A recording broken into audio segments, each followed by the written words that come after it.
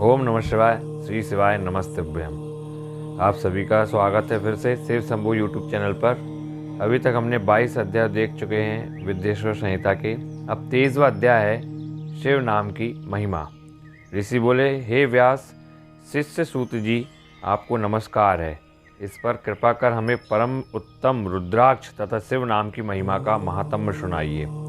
सूत जी बोले, हे ऋषियों, आपने बहुत ही उत्तम तथा समस्त लोगों के हित की बात पूछी है।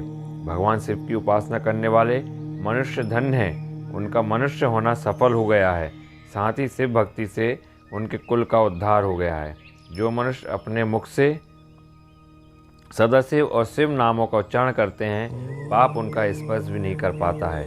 भस्म, रुद्राक्ष और शिव नाम त्रिवेणी के समान महापुण्यमय हैं। इन तीनों के निवास और दर्शन मात्र से ही त्रिवेणी के स्नान का फल प्राप्त हो जाता है। इनका निवास जिसके शरीर में होता है, उसके दर्शन से ही सभी पापों का विनाश हो जाता है। भगवान शिव का नाम गंगा है, विभूति भस्म यमुना मानी गई है तथा रुद्राक्ष को सरस्वती कहा गया है। इनकी संयुक्त त्रिवेणी समस्त पापों का नाश करने वाली है। हे श्रेष्ठ ब्राह्मणों, इनकी महिमा से भगवान महेश्वर ही जानते हैं। यह शिव नाम का महात्म्य समस्त पापों को हर लेने वाला है। शिव नाम अग्नि है और महापाप पर्वत है।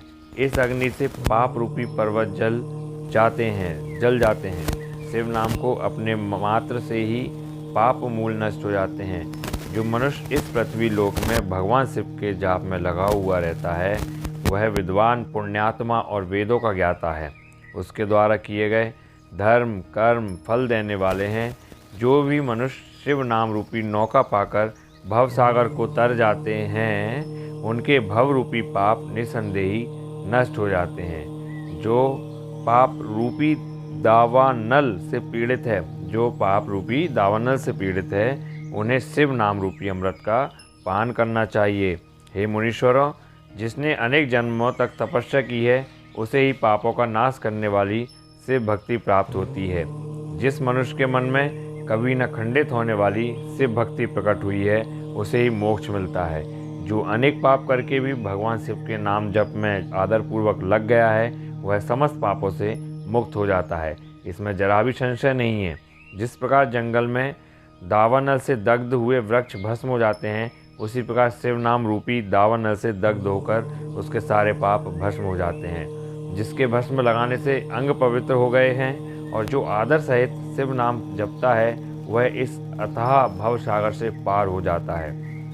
संपूर्ण वेदों का अवलोकन करके महर्षियों ने शिव नाम को संसार सागर को पार करने का उपाय बताया है।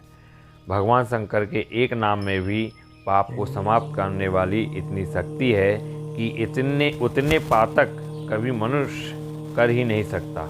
पूर्वकाल में इंद्रधुम्न नाम का एक महापापी राजा हुआ था और एक ब्राह्मण युवती जो बहुत पाप कर चुकी थी।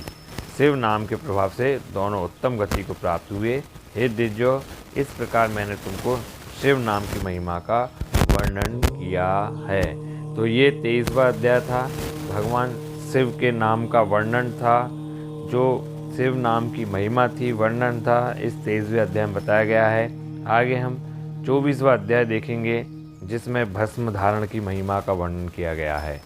तो आगे देखते रहिए, सुनते रहिए, सुनाते रहिए। ओम नमः शिवाय, श्री शिवाय नमस्तुभ्यम, श्री शिवाय नमस्तुभ्यम।